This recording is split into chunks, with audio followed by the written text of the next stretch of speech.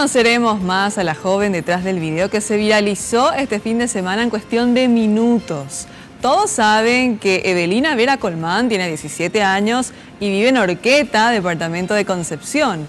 Pero además de hermosa, es violinista, bailarina y desea convertirse en oncóloga infantil. Evelina Vera Colmán, 17 años, desde el norte del país, Horqueta.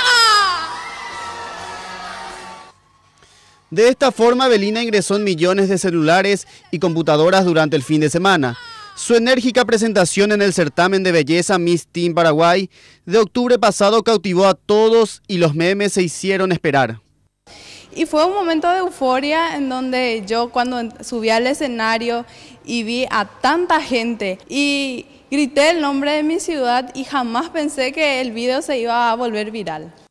En ningún momento estuvo planeado que esto pasara o que jamás se me pasó por la cabeza que el video se iba a hacer viral, que iba a ser el punto de memes y demás cosas. Y también decir que al principio sí lo tomamos de una manera no tan buena porque como no estamos acostumbrados a este tipo de situación. Pero hoy día yo creo que ya viendo, escuchando todos los comentarios, los memes, hasta yo me pongo y me siento a reír de la genialidad de los paraguayos.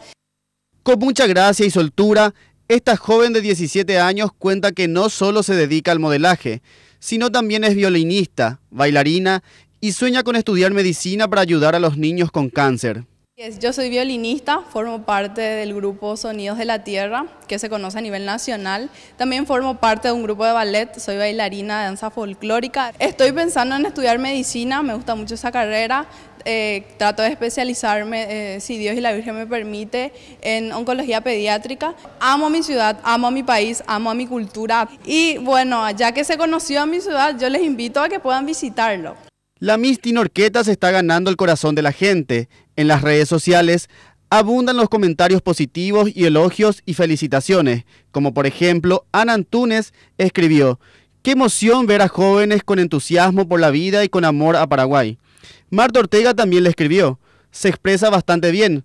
Otro mensaje de aliento por parte de Roberto Ruiz Díaz: "Mujer con objetivos claros, fuerza y para adelante siempre". Finalmente, Evelina pidió a los jóvenes que nunca se rindan y que luchen por alcanzar sus sueños.